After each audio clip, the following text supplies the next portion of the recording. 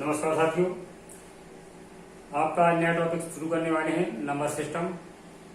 और इसके पहले प्रतिशत का आपका खत्म किया है।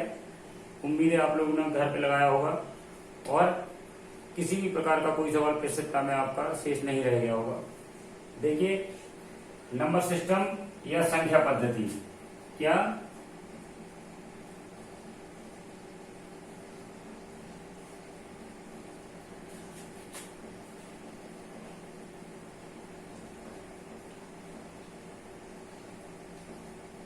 नंबर सिस्टम या संख्या पद्धति।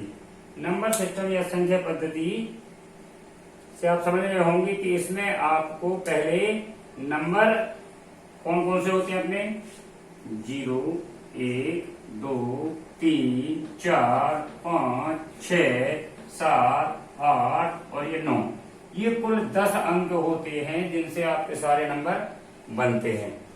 आपके सारे के सारे नंबर इन्हीं 10 अंकों से बनते हैं। नंबर सिस्टम शुरू करूं इससे पहले आपको कुछ संख्याओं या नंबर्स के बारे में बता दूं। हालांकि इससे आपकी परीक्षाओं में ज्यादा प्रश्न नहीं पूछे जाते हैं, लेकिन रेयरली केस में पूछे जाते हैं। लेकिन फिर भी जब शुरू कर रहे हैं तो उनको पढ़ना बहुत आवश्यक है। क्या संख्याएं अपनी क्या होती है? पहली संख्या अपनी लेके चलते हैं क्या? प्राकृतिक संख्या। क्योंकि कई लोग पूरी की पूरी गणित पढ़ लेते हैं और अगर उनसे प्राकृतिक संख्या की डेफिनेशन पूछ ली जाती है तो कई लोग नहीं बता पाते हैं। लेकिन अपन लोग जब संख्या पद्धति पढ़ ही रहे हैं तो संख्याओं संबंधित इसको भी देख लेते हैं। देखिए, प्राकृतिक संख्या क्या होती है? प्राकृतिक संख्या या किसी को बोलते हैं क्या? Natural number, NATURAL, natural number. ठीक, इसमें आती है अपनी कौन संख्याएं? इन्हीं को अपन गणन संख्याएं भी बोलते हैं। क्या? गणन संख्याएं। 1, 2, 3, 4, 5 और जहां तक आप गिने, इनको अपन गणन संख्या इसलिए कहते हैं क्योंकि जब भी अपन किसी चीज की गणना शुरू करते हैं तो वो अपन कहां शुरू करते हैं? 1, 2, 3, 4 शुरू करते हैं। किसी बच्चे को गिनती सिखाते हैं तो अपन कभी भी उसको जीरो या माइनस का ज्ञान नहीं देते, उससे सीधा सीधा गिनती कैसे करवाते हैं? 1, 2, 3, 4, 5। इसलिए इन संख्याओं को गणन संख्याएं या प्राकृतिक संख्याएं या नेचुरल नंबर कहते हैं। देखिए, दूसरी संख्या अपनी क्या होती है? दूसरी संख्या अपनी होती है पूर्ण संख्या। क्या? पूर्ण संख्या। इसी को बोलते हैं क्या? Whole number.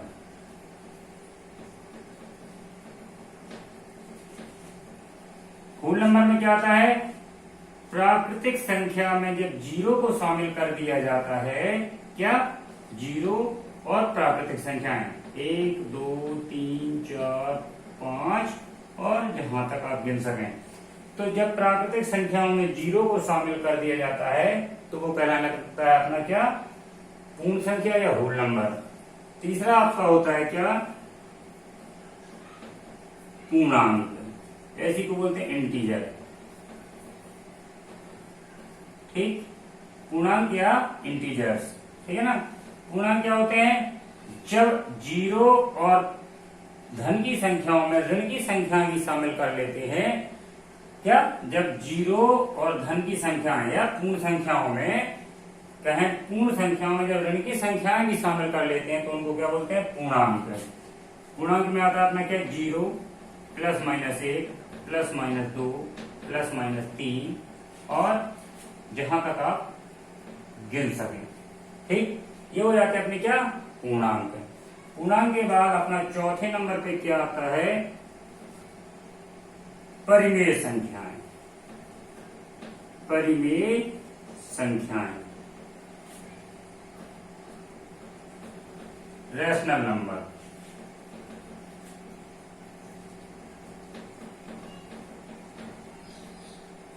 परिमेय संख्याएं क्या होती हैं?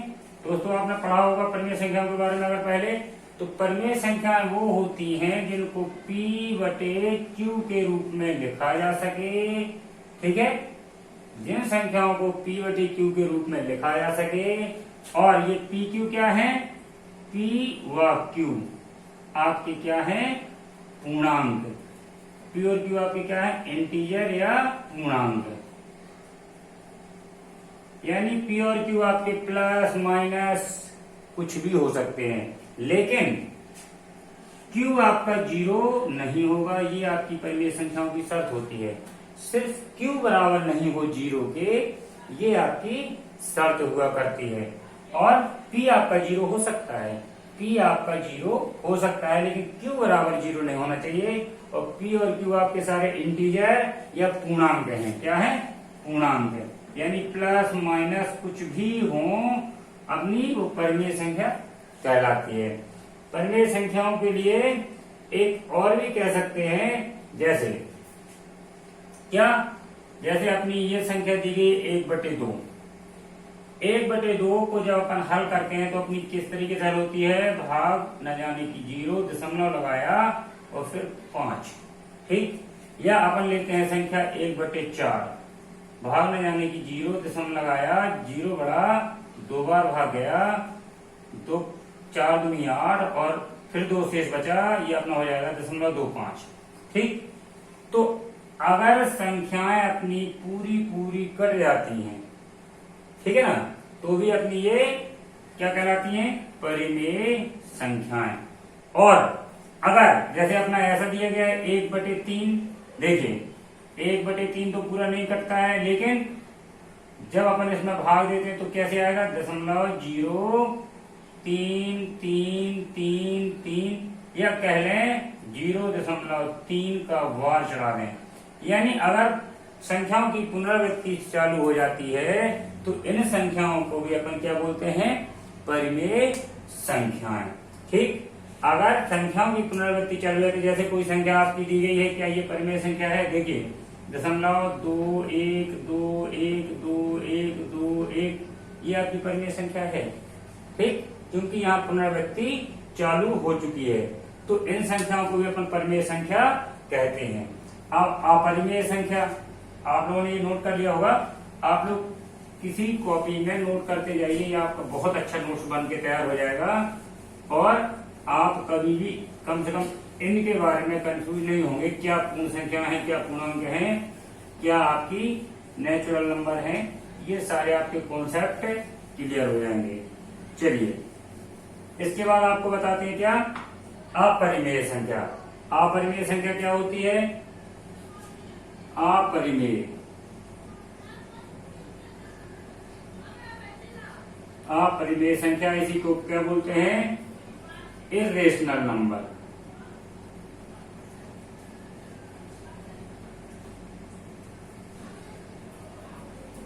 अपरिमेय संख्याएं क्या होती हैं आपकी, जिन संख्याओं को P/Q के रूप में ना लिखा जा सके। ठीक है, P/Q के रूप में ना लिखा जा सके, उनको बोलते हैं आप अपरिमेय संख्याएं। ठीक, अपरिमेय संख्याओं में क्या होता है कि जो मैंने इधर आपको बताया कि संख्याओं का रिपीटिशन चालू हो जाता है, पुनरावृत्ति चालू हो जाती है। अगर आपकी संख्या लिखी है 0.02456537214, यहाँ आप देख रहे हैं आपका रिपीटिशन चालू नहीं होता है, यानी आपकी पुनरावृत्ति चालू नहीं होती है, या आपकी संख्या पूरी पूरी, जैसे ये आपने 1/2 को हल किया तो आपका सीधा पूरा कट गया, 0.5 आया, तो आपकी ना तो वो रिपीट कर रही हैं, ठीक है ना, और ना ही टर्मिनेट या पूरे तरीके से काट रही हैं, तो इनको बोलते हैं आप अपरिमेय संख्याएं। अपरिमेय संख्याओं के बाद आपका आता है क्या, देखिए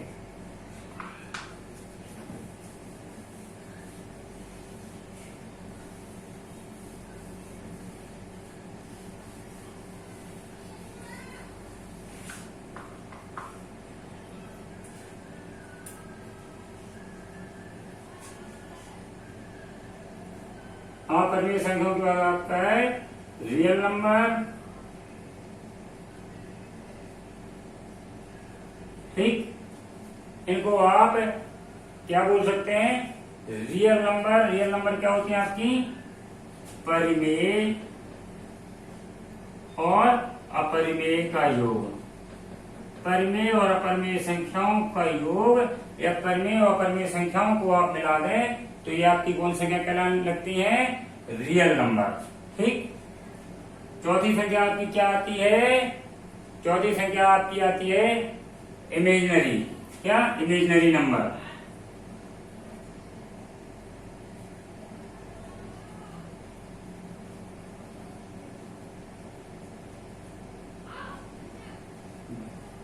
ये आपको आवश्यक नहीं है, लेकिन फिर भी जब आपका नंबर सिस्टम ही शुरू किया है तो आपको ये बताना आवश्यक हो गया है। ठीक है। ये कौन कैसी होती हैं? a प्लस आई बी के रूप में दी जाती हैं। ठीक है ना। a यहाँ पे क्या होता है आपका? a आपका नेचुरल नंबर होता है, जबकि आई बी आपका क्या है? ये इमेजिनरी नंबर है। आपको सिर्फ इतना ही जानना इसके लिए पर्याप्त है। जो संख्याएं आपकी a प्लस आई बी के रूप में दी गई हों इनको बोलते हैं इमेजिनरी नंबर। ठीक। आपको इनका उपयोग नहीं करना है, लेकिन फिर भी आपको थोड़ा सा नॉलेज में होना आवश्यक है। देखिए, इमेजिनरी नंबर या इसी को कहीं कहीं आपको कॉम्प्लेक्स नंबर भी मिलेगा। देखिए दोस्तों, ठीक। इमेजिनरी है, यहाँ पे कभी कभी आपको यहाँ पे कंफ्यूजन होना है, कॉम्प्लेक्स नंबर भी लिखा होगा, COMPLEX, कॉम्प्लेक्स नंबर भी लिखा होगा। तो ये आपका a प्लस आई बी के रूप में जो संख्या दी रहती है उनको बोलते हैं क्या? Complex number. देखिए,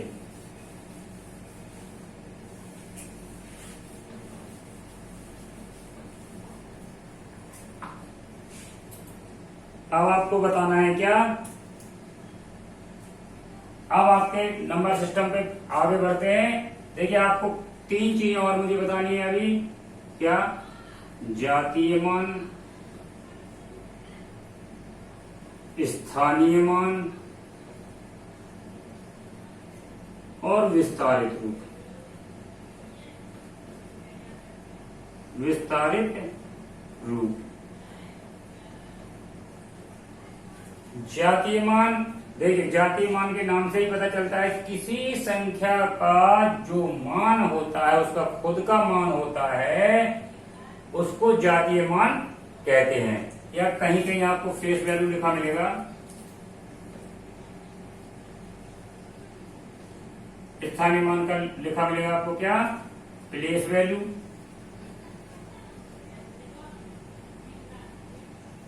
विस्तारित रूप, एक्सटेंडेड फॉर्म। देखिए, फेस वैल्यू या जातीय मान क्या होता है? मान लीजिए आपने कोई संख्या लिखी 7, 6, 5, 9, 8, ये आपने एक संख्या लिख दी। ठीक। अगर इसमें पूछा जाए कि 6 का जातीय मान क्या है, तो 6 आपका कहीं भी लिखा हो, ये हालांकि आपका कहाँ लिखा है? इकाई, दहाई, सैकड़ा, हजार, 10,000। ठीक है। ये आपका 6 कहाँ लिखा हुआ है?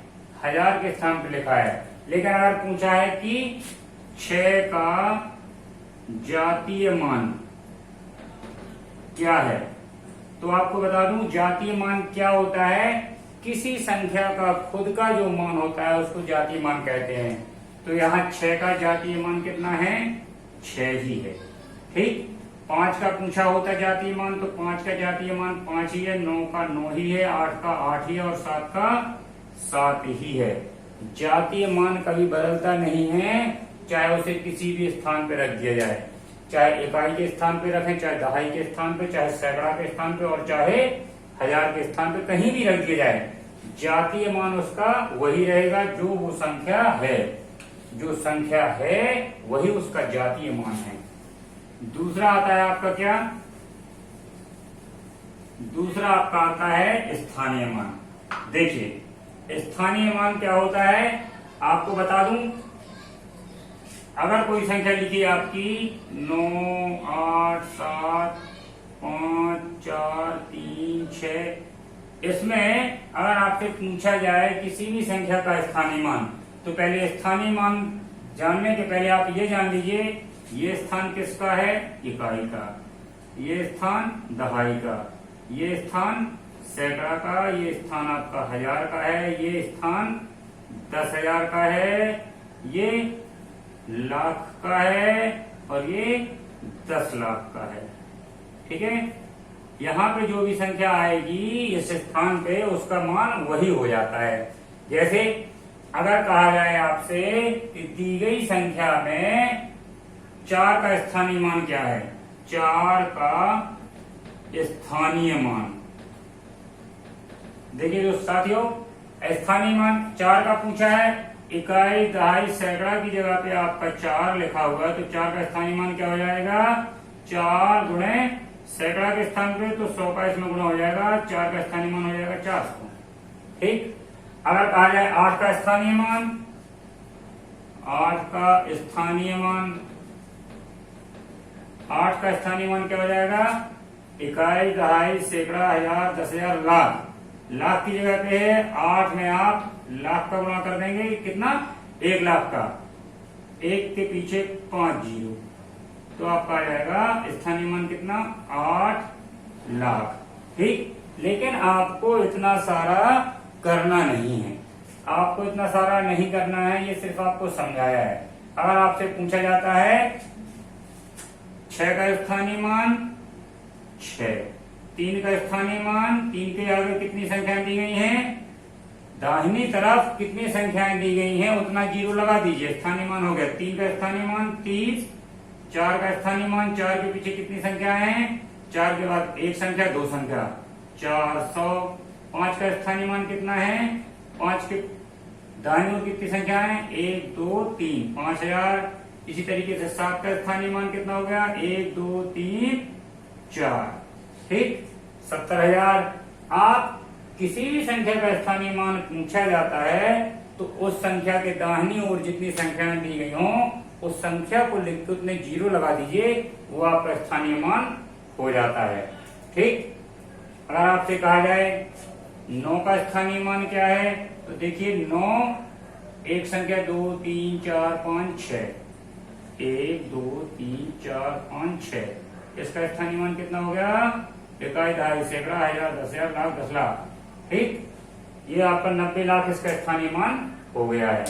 तो दोस्तों आपको स्थानीय मान और जातीय मान में कंफ्यूज नहीं होना है। जातीय मान वही है जो वो संख्या है, जो संख्या का मान है वही उसका जातीय मान है। स्थानीय मान बदलता रहता है। स्थानीय मान क्यों बदलता रहता है? देखिए, अगर आपको कोई संख्या दे दी जाए 5 4 3 2 4 6, कहा जाए 4 का स्थानीय मान क्या है, तो यहाँ पे 4 का स्थानीय मान आप देख रहे हैं क्या है? पहले यहाँ पे 2 4 आए हुए हैं, एक 4 आपका आया है दहाई के स्थान पर और दूसरा 4 आपका कहाँ आया हुआ है? सैकड़ा हजार 10,000 के स्थान पे, क्या 10,000 के स्थान पे, तो उसका स्थान बदल गया है।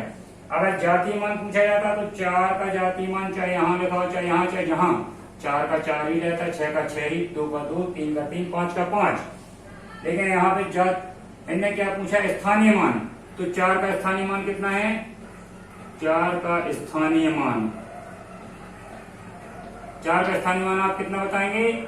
1 4 का स्थानीय मान आपका बन रहा है कितना? 40,000। और दूसरे 4 का स्थानीय मान कितना है? 40। 4 के आगे एक ही संख्या है तो हो जाएगा आपका 40। यानी आपका स्थानीय मान यहाँ पे 2 आ रहे हैं, 40 भी सही है और ये 40,000 भी आपका सही है। ठीक, आपके दोनों ही स्थानीय मान सही हैं। देखिए, अगर आपका स्थानीय मान कुछ इस तरीके से पूछा जाए, देखिए आपको थोड़ा विस्तारित रूप बताएं, फिर स्थानीय मान पे आते हैं दोबारा से। विस्तारित रूप बता देंगे तो आपको स्थानीय मान समझने में उतनी समस्या नहीं रहेगी, क्योंकि विस्तारित रूप में स्थानीय मान आपका स्वतः ही समझ में आने लगेगा। देखिए विस्तारित रूप क्या होता है, एक्सटेंडेड फॉर्म। अगर कोई संख्या लिखिए आपकी 9 5 4 7 8 को विस्तारित रूप में लिखिए, क्या? विस्तारित रूप, विस्तारित रूप में लिखना है आपको इसको। देखिए विस्तारित रूप में आप कैसे लिखेंगे संख्या को, पहले आप लिखें 9, उसके आगे कितनी संख्या है 4, 1 2 3 4 प्लस 5, 5 के आगे कितनी संख्या है 1 2 3, 1 2 3, फिर आपकी संख्या आती है 4, 4 के आगे कितनी संख्या है 1 2, फिर आपका ये आ गया 70 और प्लस 8। जब आप इसको जोड़ देंगे तो आपकी यही संख्या दोबारा से बन जाएगी, यानी इस संख्या को विस्तार करके लिख दिया गया है, यही आपका विस्तारित रूप है। अब देखिए विस्तारित रूप आप समझ गए होंगे, किसी संख्या को फैला के लिख देना उसका विस्तारित रूप कहलाता है। अब यहीं से अगर आपसे पूछ लिया जाए कि 5 का स्थानीय मान क्या है, तो देखिए 5 का स्थानीय मान 5000 है, 4 का स्थानीय मान क्या है 400 है, 7 का स्थानीय मान क्या है 70 है, 8 का स्थानीय मान 8 है। ठीक है ना, आपका विस्तारित रूप और स्थानीय मान दोनों एक साथ हो गया। ठीक है ना, आपसे पूछा है 9 का स्थानीय मान क्या है, तो 9 के दाहिने और कितने अंक आ रहे हैं 1 2 3 4, आपका हो गया 90,000। 9 का स्थानीय मान 90,000। ठीक, ये आपका हो गया क्या विस्तारित रूप, और इसी से आपका स्थानीय मान भी आपको समझ में आ गया होगा। चलिए अब आपको थोड़ा सा हटके लेते हैं एक उदाहरण विस्तारित रूप का और स्थानीय मान का। इस तरीके के सवाल आपको आगे मिलेंगे देखने के लिए, लगाऊंगा मैं, लेकिन फिलहाल जब यहाँ पढ़ा रहे हैं तो थोड़ा सा आपको एक आध क्वेश्चन बताना आवश्यक हो जाता है। देखिए अगर इस तरीके से सवाल लिखा है 4 3 2 दशमलव लगा हो 7 8 9, इसमें अगर कह दिया जाए कि 3 का स्थानीय मान क्या है, तो देखिए आपका 3 एक ही बार आया है पूरी संख्या में 432.789 में। अगर कहा जाए 3 का स्थानीय मान ठीक है क्या है, तो देखिए 3 का स्थानीय मान आपका कितना है, मैं इसको पहले विस्तारित करता हूं, आपका स्थानीय मान क्लियर हो जाएगा। इस संख्या को अपन कैसे लिख सकते हैं, इस संख्या को अपन लिख सकते हैं 4 के दाहिनी ओर आपके कितने अंक हैं, दशमलव को भूल जाइए थोड़ी देर के लिए, दशमलव का अलग इलाज किया जाएगा। 4 के आगे दाहिनी ओर 2 अंक हैं आपका 400 प्लस 30 प्लस 2। आप इस संख्या को इस तरीके से लिख सकते हैं। ठीक, अब रह गया दशमलव, तो दशमलव का भी इलाज हो जाएगा। प्लस देखिए आप जानते हैं कि जब दशमलव हटाया जाता है ठीक है ना, तो 10 ऑटोमेटिक नीचे आ जाता है। ठीक है ना, कैसे देखिए अगर आपने दशमलव को हटाया, जैसे मान लीजिए आपका लिखा है 0.4, तो किस तरीके से अपन करते हैं, दशमलव जब हटाते हैं तो दशमलव के दाहिनी ओर जितने भी अंक होते हैं उतने जीरो बढ़ जाते हैं। ठीक है ना, और 1 के बटे में आपका हो जाता है 1 के बटे में 10, सॉरी ये आपका हो जाएगा 4 के बटे में 10। अगर आपका इस तरीके से लिखा है 0.27, अगर आप दशमलव हटाते हैं, दशमलव हटाया तो क्या हो जाएगा 27 बटे में कितना, दशमलव के बाद कितने अंक हैं 1 और 2, दशमलव मीन्स दशमलव जैसे ही हटाया आपने 1 लगा और 2 अंक है तो 2 जीरो, 27 बटे 100। ठीक, अगर इस तरीके से आपका 0.587 लिखा है और दशमलव आपने हटाया तो क्या हो जाएगा 587 बटे 1000। अब आप समझ गए होंगे कि दशमलव आपको कैसे हटाना है। देखिए जब अपन इसको विस्तारित रूप में लिखते हैं फिर इसके बाद आपसे स्थानीय मान निकलवाते हैं। विस्तारित रूप में हमने लिखा इसको, ये आपका हो गया 400 प्लस 30 प्लस 2 प्लस 7 बटे 10 प्लस 8 बटे 100 प्लस 9 बटे 1000। ठीक, क्योंकि जब दशमलव हटाएंगे तो 9 कौन से स्थान पे आ रहा है, दशमलव के बाद, दशमलव की जगह 1, दशमलव हटाने के बाद 1 2 3 अंक, तो आपका विस्तारित रूप इस तरीके से हो जाएगा। अब यदि आपसे यहाँ पूछा है 3 का स्थानीय मान क्या है, तो आपको दिख रहा होगा 3 का स्थानीय मान कितना है, 3 का स्थानीय मान आपका 30 है, यही आपका आंसर है। ठीक, अगर आपसे पूछा जाए 4 का स्थानीय मान क्या है, तो 4 का स्थानीय मान आपको दिख रहा है कितना है, 400। अगर आपसे पूछा जाता 8 का स्थानीय मान क्या है, तो 8 का स्थानीय मान आप देख रहे हैं 8/100, ये आपका स्थानीय मान है इस संख्या में। अगर आपसे पूछा जाए कि 9 का स्थानीय मान क्या है, तो 9 का स्थानीय मान आप देख रहे हैं 9/1000। अगर आपको दशमलव की संख्याओं में स्थानीय मान पूछा जा रहा है, तो आप उसको इस तरीके से विस्तारित जरूर कर लें। ठीक, चलिए एक बार सवाल और बताते हैं आपको।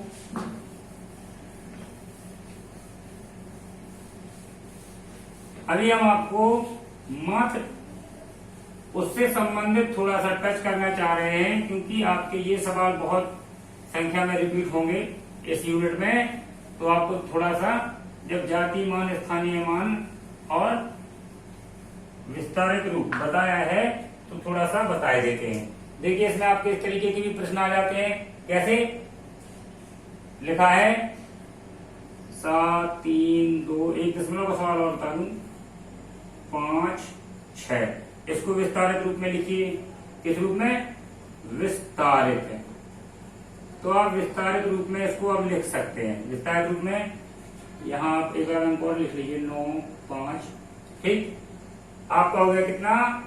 इस तरफ आप किस तरीके से पढ़ते हैं, इकाई, दहाई, सैकड़ा, हजार, 10,000। इसको आप पढ़ेंगे 59,732, और दशमलव के बाद एक एक अंक पढ़ा जाता है। ये आपका हो जाएगा 59,732.564। अगर आप इसका विस्तारित रूप करना चाहते तो विस्तारित रूप आपका क्या हो जाएगा, 5 के पीछे कितना 0, 1, 2, 3, 4। ठीक, फिर 9,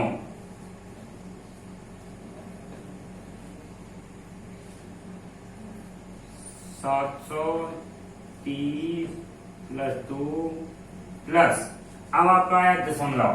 ठीक, तो दशमलव को आप किस तरीके से मैंने बताया था, दशमलव हटाएंगे, पहला अंक आपका बटे में 10 में आएगा, 5/10 प्लस ये छठवां जो 6 लिखा है, ये आपका कितने में आएगा, दशमलव हटाया, ये बटे में 100 आएगा, प्लस 6/100 प्लस 4/1000। ठीक, ये आपका विस्तारित रूप हो गया है। अब कभी कभी ये भी पूछ देता है कि दी गई संख्या में 9 के स्थानीय मान क्या। सवाल जैसे इस तरीके से भी आपके पूछे जाते हैं, दी गई संख्या में 9 के स्थानीय मान और जातीय मान का अंतर होगा। तो वो आपको विकल्प दिए होंगे, आपको चुनना पड़ेगा। यहाँ आपकी संख्या 9 एक ही बार आई है। 9 का स्थानीय मान क्या है, आपको दिख रहा है कि 9 का स्थानीय मान आपका 9,000 है। 9 का स्थानीय मान आपका 9,000 है। और क्या करें, 9 का स्थानीय मान और जातीय मान। आपको बताया कि जातीय मान वही होता है जो संख्या होती है। तो 9 का जातीय मान क्या है आपका 9।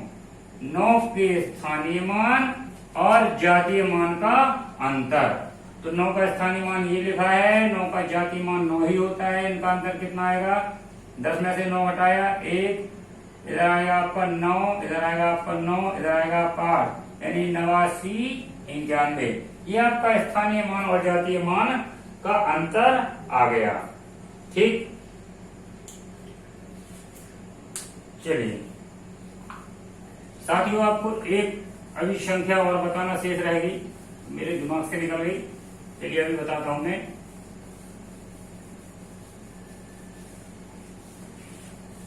वो भी आपको बताना अति आवश्यक है। क्या, बहुत जरूरी है। उससे संबंधित आपके कई सवाल अभी पूछे जाएंगे, तो वो आपको बताना आवश्यक है। क्या, किस तरीके की संख्या है, अभी आपको बताना है। सम संख्या, विषम संख्या और सम संख्या। सम संख्याएं क्या होती हैं, ऐसी संख्याएं जो 2 से पूरी तरीके से विभाजित हो जाएं। जो संख्या 2 से पूरी तरीके से विभाजित हो जाए वो सम संख्याएं कहलाती हैं। जैसे 2, 4, 6, 8, 10, 12 या 1024 या कोई भी जो आपकी 2 से पूरी कट जाए उन्हें क्या कहते हैं? सम संख्याएं। ठीक है। और विषम संख्याएं क्या होती हैं? देखिए, सम संख्याओं को क्या बोलते हैं अपन? Even number.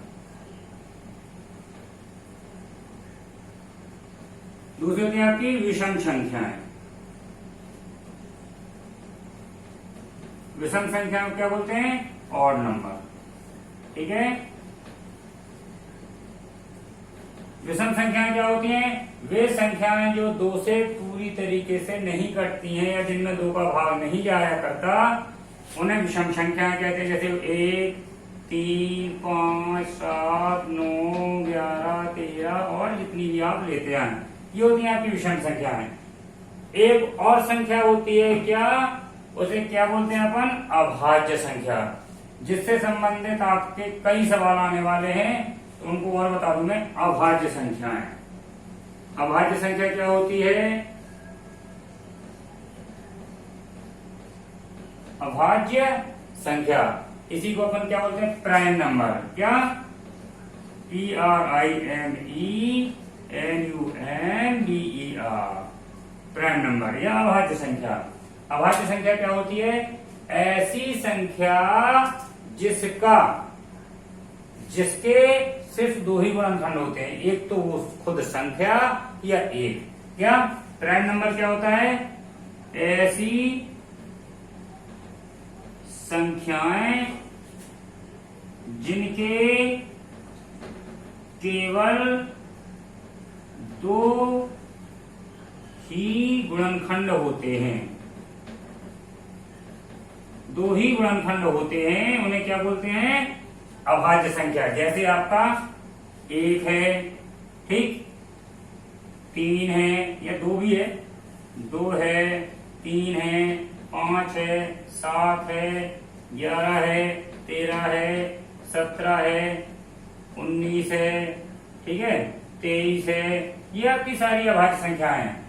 इनके 2 गुणनखंड कैसे होते हैं? देखिए, जैसे अपन ने लिया 13 एक अभाज्य संख्या है। या तो ये 1 से कटती है, तो 1 से तो सारी संख्याएं कटती हैं, और या फिर ये 13 से ही कटती है। तो ऐसी संख्या या तो वो खुद से ही कटे या 1 से कटे, उसके अलावा कोई तीसरा उसका गुणनखंड ना हो, उन्हें क्या बोलते हैं? अभाज्य संख्याएं या प्राइम नंबर। ठीक, उन संख्याओं को बोलते हैं अभाज्य संख्याएं या प्राइम नंबर। ऐसी संख्याएं जिनका गुणनखंड सिर्फ 2 ही गुणनखंड हो, या तो खुद से कटे या 1 से कटे, उन्हें बोलते हैं अपन क्या? अभाज्य संख्याएं। देखिए, अभाज्य संख्याओं के बारे में, अभाज्य संख्याएं कैसे याद करी जाती है? क्योंकि आप अभाज्य संख्याएं याद तो कर नहीं सकते हैं। कितनी अभाज्य संख्याएं याद करेंगे?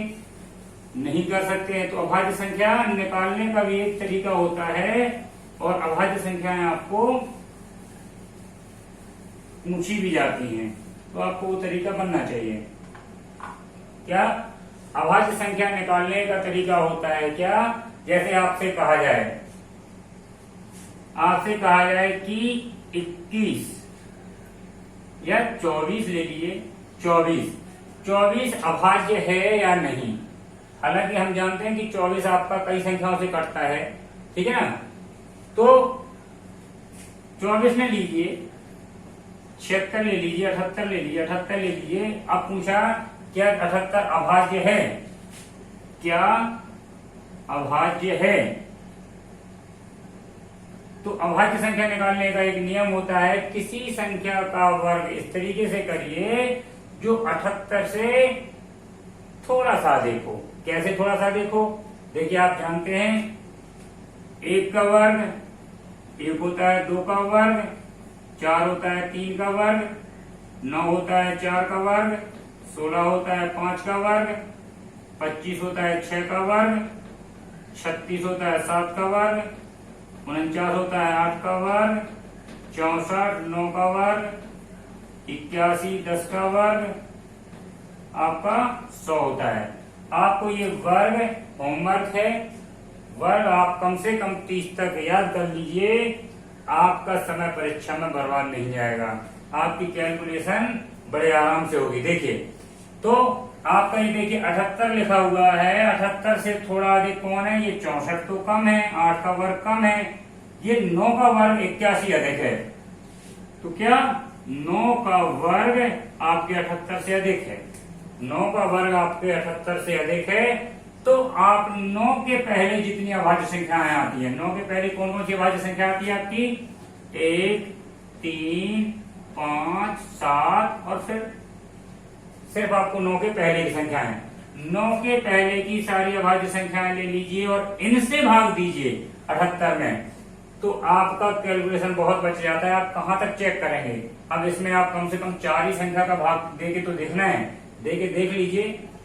1 का भाग दीजिए, वो तो सब में जाता है, 1 की कोई मतलब नहीं आपका देने का। 3 से आपने भाग दिया, 3 दूनी 6, 3 18, यानी आपका 3 से भाग चला गया, ये अभाज्य संख्या नहीं है, ये अभाज्य संख्या नहीं है।